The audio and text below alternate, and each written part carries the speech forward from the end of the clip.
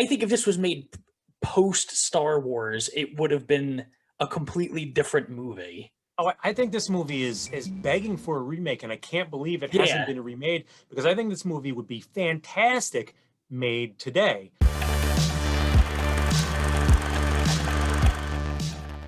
All right, I have to. I have to be perfect. Powder? Do we need powder? Tig, Attic. you have just watched the 1976 science fiction film Logan's Run. Logan's Run is about a far-flung future society where people live in a domed city, and you're only allowed to live until the age of 30. And when you reach the age of 30, you are killed. Until finally, one guy who is a Sandman, this is the people who are tasked with hunting down and killing those who try and escape their fate. He himself, Logan, decides to run, seeks to escape the city and escape his fate. So I have to ask you, were you able to get past the incredible 1970s-ness of this movie to get under its skin and see what is actually making it tick? I tried. Welcome, humans. I am ready for you. Okay, every time that I started to enjoy the movie, I'm already laughing. something would freaking happen and just drag me back out again, and it would drive me crazy. What is it? Runner? Most of the movies we watch are not from, they're pretty far into the past. So we try to, for the most part, put ourselves in that spot so that we can relate to the movie in the time that it was made. But I feel like even if I was living back then, I don't know if I would have enjoyed this movie. There's just so many things. There's so many things I have on this piece of paper. Things. Why, like, and the only reason that I'm having trouble describing it is because I liked the idea of it. I liked like where it took place. I even like the contemporary art style. I'm not a big fan of contemporary art, but I'm a big fan of Epcot Center, which actually is like contemporary. So I like the aesthetic and stuff. So it didn't really even bother me that it looked like it was filmed in the mall we both grew up going to. Right, yeah. You know, like I didn't have a problem with that. Every time I got into it, it was like, oh, okay, now we're fun. Something would happen, like a terrible fight scene or a 40-minute monologue or something, and it would just kind of, you know. Oh yeah, it's full of things that are very much of its time and not to its benefit. You better go home. I'd rather be with you. Like the love shop that they go through, where just for some reason it goes into like this trippy LSD scene. Okay, naked people are grabbing them and pulling them away from one another or something, and somehow they can't fight against it. Like even the Sandman, who's, you know, basically a cop in the city, he's just helpless against the naked women. It was a city of pleasure. Everyone just, you know, lived a carefree life of pleasure.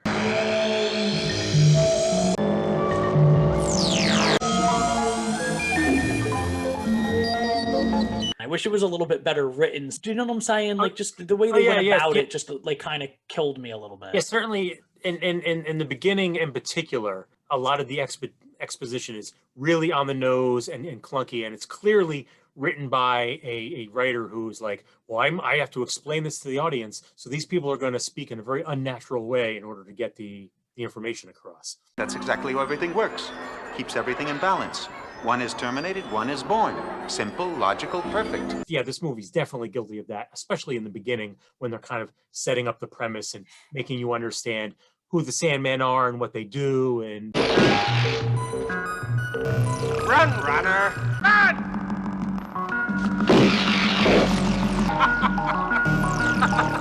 None of the stuff that was said in the first 20 minutes of the movie would ever have been uttered by any of the characters ever to each other, because they all knew that stuff already, which is just a shame because, like I said, I wanted to like it because this is right up my alley. When it started to wear on me was when Logan and Jessica go to the like rough side of the neighborhood.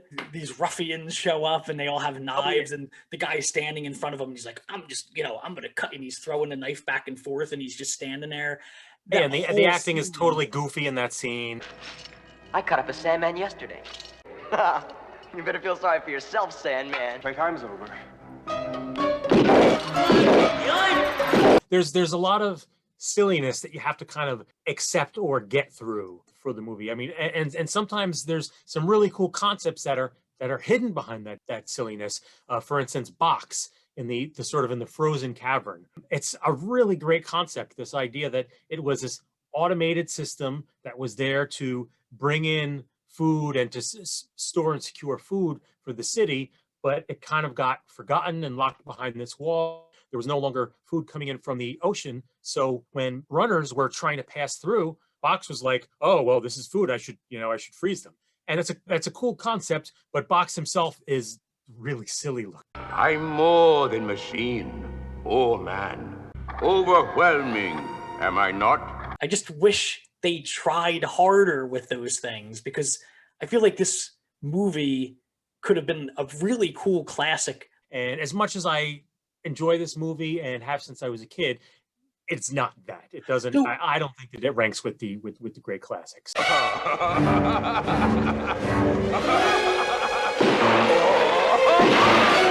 And I just want to say something, by the way. Without a doubt, there were stuff stolen for Star Wars from this movie. Whenever they're on the Death Star, that is straight from Logan's Run. The computer room, that's straight up Death Star. I mean, I think a lot of that is 70s science fiction. I guess 70s so. Science fiction aesthetic, which this movie is rife with. One of the reasons why Star Wars was a game changer is because it looked so different than anything that had come before. There's just this kitschy look that now seems so out of date, where they were trying to be futuristic, but now it basically just looks like Epcot Center. That mall look, like you mentioned before, that mall look, this movie's filled with it. The whole city just basically looks like a big mall. The outfits are very much like a stoned 70s guy's idea of what future outfits would look like. And Logan's Run is, oh yeah, it's a prime example of that.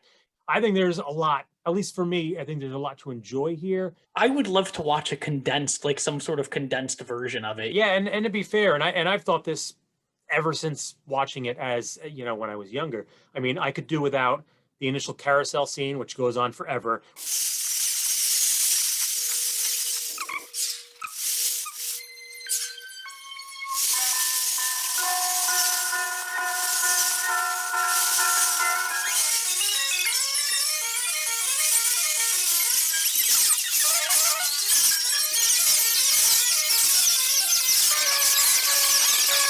I could do without the love shop scene and the whole orgy going on in there. And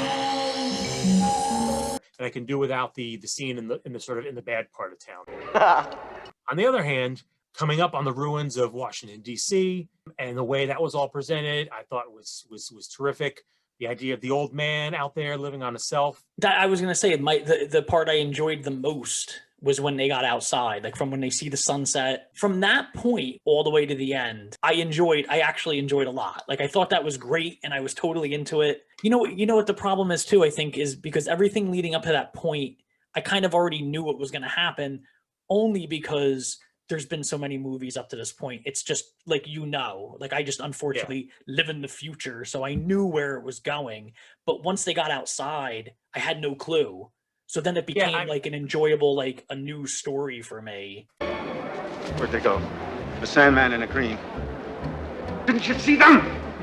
For me, the movie doesn't really click into gear until he runs. Until Logan and Jessica actually run, that's when everything falls into place. Once they get they get to like that sort of the secret gathering of the people who are helping the escapees and all that. From that point forward, I'm on board. They're going through the sewers and the under portion of the city. I like contemplating, like, okay, so what happened, with the breakdown of society? And I think that the model of the city was friggin' amazing. Huge model that they used for all the big establishing shots of the city and the monorail cars and all that stuff. Yeah, I love that they just even built all that stuff. It's just like I said when I gave it to you, be prepared for a very, very 70s movie.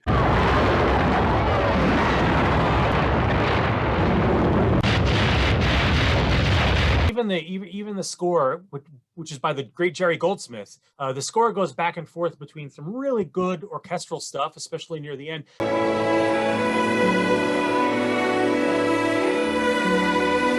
but also some really not very good electronic music.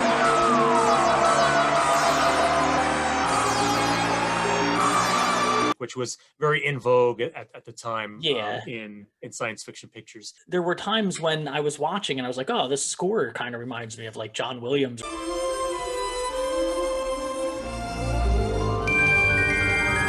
And then, like you said, though, but then all of a sudden it would switch to like off-key, computerish kind of music, and I was like, "Oh, okay, yeah, this is the '70s. I forgot."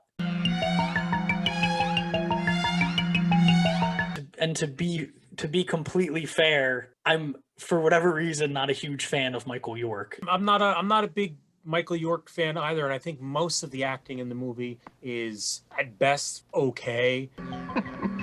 Why do you get these crazy ideas? A lot of it's really bad. Look, don't you understand? It's different now because it's me, my life. Jenny Agutter as Jessica was pretty good. What do you feel sad about? A friend of mine went on carousel. Now he's gone. I think if this was made post Star Wars, it would have been a completely different movie. Oh, I think this movie is begging for a remake, and I can't believe it hasn't been remade, because I think this movie would be fantastic made today. Because I think the story and the concepts and stuff are great. I mean, there's a lot of little things that go by pretty fast, but things like the circuit, which Jessica was on, which is basically Tinder. People put themselves on this electronic circuit and they get beamed around, and it's basically like, hey, I'm available if you want to have a fling, and it's Tinder. Hello. Welcome. Is it fair to say that this is your Ice Pirates? I think for the purposes of this series, yes, this is my Ice Pirates. I mean, think about some of the crap that you've loved all your life. Oh God. You love because you saw it as a kid. Oh yeah. Over and over. And this was one of them. I don't go back and rewatch it all the time, but maybe every 6 or 7 years, I was like, you know what? I haven't seen Logan's Run in a while. Let's see how this old thing holds up. But the run, I still love the run. Still loved when they finally get outdoors out there, except for one part. Cheesy, terrible old cliche where she starts to flip out. She's like, I hate outside. And he does that idiotic thing that, I'll just grab the woman and yeah, that used to be always a thing. Woman freaks out and the guy's like, oh. It's not a hug, it's a grabble. But the rest of the outside stuff is awesome. I mean, come on, the old man has a bunch of cats. He lives with a bunch of cats. What's not to love? You know they've each got 3 names? The naming of cats is a difficult matter. It's not just one of your holiday games. And the old man's memory faults are charming. He was great. I also think that at the very end, there's no doubt in my mind that guy was going to be the ringleader of the biggest orgy. He probably died the first night. There you go. There was your Logan's Run experience. So for folks who have seen Logan's Run, we want to hear your opinions in the comments, good or bad. If there are any other really awesome or awesomely bad, cheesy 1970s science fiction films that you want to recommend to others, it's time. There's one that's been on my mind that I've been wanting to give to you, and I've been praying that you haven't seen this because I'm dying to watch it again. I haven't seen it since I was a teenager, and I loved this movie. And it's in the Tig wheelhouse, so it's from the 80s. Eric, you will be watching the 1980s drama starring Cher called Mask. First you told me that he was retarded, then you said he'd never be able to do anything that regular kids could do. If I had dug his grave every time one of you geniuses told me he was going to die, I'd be in China by now. Rusty Dennis never listened to the facts. For academic excellence. She listened to her heart. Rocky Dennis. Together, they built a life full of pride and love. Mask. Mask it is. I look forward to this. Though, I don't know how it stands up because I haven't seen it since I was a teenager, so. Well, we're going to find out. We sure as hell are. Check us out on Patreon, at Nerd Out With Me, if you're looking to get these videos a little bit early and maybe seeing some extra stuff, because that's always fun and it helps support us. And also subscribe and like and blah, blah, blah, and comment. And thanks for hanging out at the movie club. Bye.